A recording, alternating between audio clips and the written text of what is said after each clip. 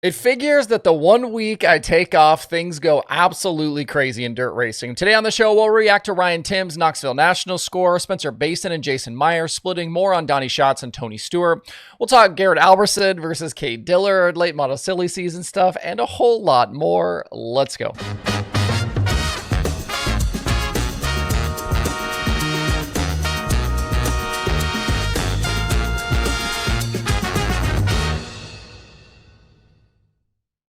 It's Sunday, August 17th. I'm Justin Fiedler. This is DIRTRACKR Daily presented by Kubota Genuine Parts.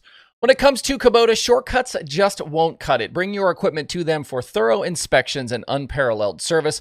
Kubota prides itself on quality and efficiency, and their service team will be getting you rolling again using genuine parts. Don't settle for less. Choose the best for your Kubota. With their service, you're not just getting maintenance, you're investing in the longevity of your equipment. The Kubota team is committed to ensuring your machinery is reliable, efficient, and ready for any challenge. Join the Kubota family today and experience service you can trust. Contact your local Kubota dealer to book your appointment now. To find a Kubota dealer, open the My Kubota app and tap the dealer's button at the bottom or visit KubotaUSA.com. We're back at it today after taking the last week off, and of course, it couldn't have just been a quiet few days while I was away. The whole world had to go ahead and just blow up. We did do that emergency daily to talk a bit about the Donny Schatz Tony Stewart racing situation. I also posted a nearly hour-long interview with dirt late model racer and car builder Austin Kirkpatrick. Check that out if you haven't watched it yet. And today I'm going to start picking through a bunch of these situations from the last several days because I do have thoughts to share on a lot of them. I'll start first with Ryan Timms winning the Knoxville Nationals. I was surprised after his dominating performance just how many people I saw trying to diminish what he'd accomplished.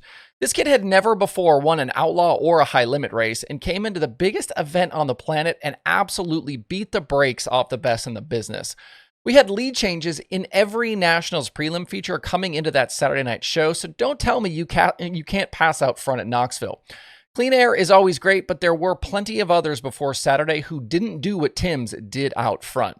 He was faster than the guys behind in clean air and diced his way through traffic better than anyone.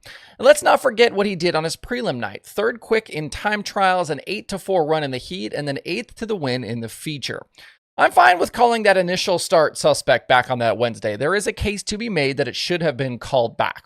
But he still had to battle those guys out front and run down Justin Peck.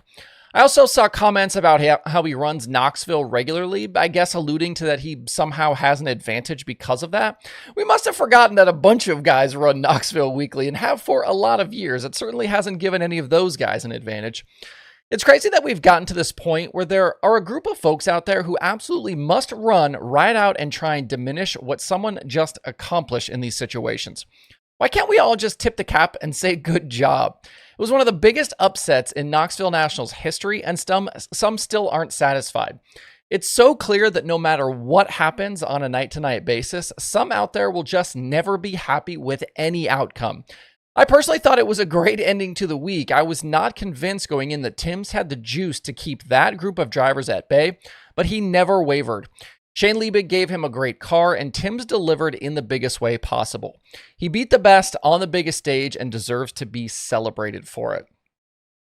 Moving on to Spencer Bayston and the Jason Meyers deal going south, it obviously was curious over that weekend at the Nationals when Bayston's merch was suddenly drastically marked down, and a bunch of people also noticed the team selling several sprint car engines. Jeremy Elliott then breaking the news that Bayston would be out following the Nationals, the team pulling back to just one car for the rest of the season, and Corey Day driving as much as his schedule will allow. When looking around the country at drivers on the possible hot seat, Bayston was the easy one to point at. Just a single high-limit top 5 in the 14, and he's winless in a sprint car since bagging that shortened Ironman 55 prelim victory back in 2023. Corey Day was in the mix for the High Limit Championship last season in that car, and it looked bad that Bayston couldn't consistently even finish in the top 10. I'm not sure where things went sideways for Bayston, as you don't win 5 outlaw races in your career and not know how to drive a sprint car. But I was surprised it took Meyers as long as it did to make a move here. Bayston spent the weekend driving the Works Limited car out in California with Paul Silva on the wrenches, keeping his high limit season going, and suddenly looked a lot better. Second on Friday at Tulare after leading laps, and a top 5 last night at Placerville. It's always funny how performance changes for guys who are in a contract year or suddenly battling for their careers. That desperation and added motivation suddenly helps them find some speed. Bayston hadn't led laps in a high-limit feature since April of 2024, and the only time in the last 2 years he's led laps in an outlaw feature was June 18th at Huset's. He then backed that up by finishing 14th the next night and missing features the final 2 nights of the High Bank Nationals. This is going to be an interesting silly season heading into 2026, but I don't know where Bayston will fit in. He seems like a great guy. He's won races in the past, but his performances the past few years won't make him a top pick for owners looking for new drivers. As for Meyers, there is incentive to keep the 14 out full-time with high limit the rest of the season.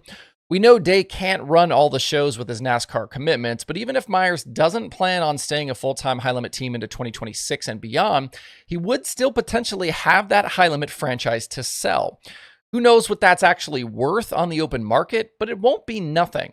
And I've been told from a source that there would be at least some demand for that franchise from teams either looking to expand with high limit or make the jump to the series. This is going to be something to keep an eye on here down the stretch. Jumping back to the Tony Stewart Racing Donny Schatz divorce, we did a quick reaction to it last week, and now we know that Schatz picked up a ride for at least a few more outlaw races. Things went sideways, though, on Friday with Schatz crashing that second Big Game Motorsports ride right at the start of the Ogilvy Outlaw main event. They clearly didn't have a backup car available, with Schatz then needing to drive the Lunstra car last night at Jackson. Schatz ending up in the 10th position. Kerry Madsen has finished 10th and 15th in his first 2 nights in the TSR ride. It seems clear from all the public comments in recent days that this thing didn't end well at all between Tony Stewart and Schatz. Stewart has talked in multiple places about all the things he did to try and make the situation better for Schatz, including the various engine combinations, different crew chiefs, and more. But it became clear none of it was making things better, and Stewart told Flow Racing's Kyle McFadden that Schatz had been miserable driving and they were miserable trying to find solutions. And on the flip side, Schatz called the firing a, quote, low blow and a, quote, kick below the belt in a separate interview with Flow's McFadden. Schatz also admitting he hadn't spoken to Stewart in, quote, months. After reading all of this, it definitely seems like it was maybe for the best that these two sides decided to go their separate ways. It's really a shame because this had been one of the most successful combinations in the history of sprint car racing. You'd hope things would end better than this, but I get why they didn't. Looking ahead, Schatz's deal to run that second big game car as a teammate to David Gravel is for 7 races, basically the next 3 Outlaw weeks. Hopefully that isn't changing with the Friday crash. The Outlaws race again on Tuesday, so hopefully the big game crew has enough time to put a second car together. Schatz getting crew help on this deal from Brad Alexander, Stephen Ham-Riley, and Lanny Nichols, with Cody Jacobs keeping an eye on everything. Sounds like Schatz will have plenty of opportunities for the rest of 2025 and 2026, and it's my understanding he wants to stay out full-time with the Outlaws into the future. As for TSR, don't expect them to close up shop at the end of the season. Stewart made multiple comments about seeing some of the negative reactions and told McFadden, quote, "This isn't a situation where we're trying to leave the sport." I think if TSR was just going to call it quits at season's ends, there's not a reason to make a change here. Let Schatz finish the year and just call it from there. But Stewart wants to know where they're lacking right now with their program and try to get things turned around for 2026. It does seem like Madsen is just a stopgap to get them through the rest of 2025 and that they are looking elsewhere for next year. I've heard rumblings they'd like a younger driver and could be looking at guys who are in decent rides currently. We know Tyler Courtney has been rumored for this ride in the past. James McFadden was talked about around Knoxville. And Stewart admitted his phone has been busy with interested drivers. Just pure speculation on my part, but I think Gio Scelzi has to be on this list. And from there, outside of the really top guys, you figure Gravel, Kofoid, Macedo, Sweet, Rico Mark, Stewart could likely have his pick of drivers down through the field. Switching to late model stuff, this Cade Dillard, Garrett Alberson deal from Batesville was pretty wild. Alberson throwing the slider into 1 and 2, and Dillard deciding then to just drive through the 58. I've certainly seen way more egregious sliders than that, and usually you just see guys bump the brakes and drive back underneath. But in this case, Dillard decided he was going to end things for both drivers. Dillard admitting afterwards he did it on purpose, saying, quote, "I hope they have to send his back to the jig," and, quote, "If he touches me again, I'll total him out again." I feel like I watch as much late model racing as anyone else, and I've never thought of Alberson as a dirty driver, but Dillard pointed towards recent incidents, including one between the two drivers at Cedar Lake. I do think it was crazy to hear Dillard say he was really trying to damage Alberson's car. Even in some of the stuff we've seen lately, some of these crazy situations, guys are usually just trying to ruin the other's race. They spin them out, they throw a bump to show some displeasure, maybe try to cut a tire down. But regardless of how you see this, this was a risky move by Dillard. Alberson's car was airborne in front of the field, and that's a situation where a guy could really get hurt. I'm not 100% up on the history between these two, but this felt like a very sizable overreaction to what was definitely a close slider, but not a bad one. I'll be curious to see if there's any reaction to this from the Lucas officials on this deal. In some late model silly season news, we saw Spencer Hughes depart the JCM Motorsports team this past week, the pairing splitting after a couple of years together, with Hughes making the decision to walk away. Dirt on Dirt reporting that Hughes wants to focus on building and racing street stocks and that he didn't want to continue out full-time with Lucas. The team with 1 top 5 and 3 top 10s in 33 Lucas appearances in 2025. The 19M didn't race at the North-South 100, but they did get a waiver from Lucas to keep their eligibility. Hunt the Front's Joseph Joyner filled in for this weekend's Topless 100, finishing 7th in his prelim feature and 18th in the big show last night. Joyner will continue full-time with the Hunt the Front series, and as of now, this deal was just for the Topless. We'll see if Joyner gets more starts in this car, or if they will try and find another driver. Running quickly through some of the big show weekend results, Carson Macedo swept the 2 World of Outlaws sprint car races at Ogilvy and Jackson. He's up to 9 Outlaw wins on the season. Still, though, nobody within striking range of championship leader David Gravel, who had 2 more top 5s. The high limit wins at Tulare and Placerville went to Corey Day and Justin Sanders. Sanders scoring his first ever National Tour win during this fill-in situation for Aaron Reitzel in the RSR 87. Tim Schaefer, Parker Price Miller picking up all-star wins, and Cody Swanson won the Bettenhausen 100 at Springfield with the USAC Silver Crown. Bobby Pierce has had a nice recent stretch. He won the North-South 100, then won Spoon River on Thursday with the Outlaws, and he took the Hawkeye 100 last night at Makokata. Pierce's lead in the standings currently at 96 points over Nick Hoffman, so stretching away here just a little bit.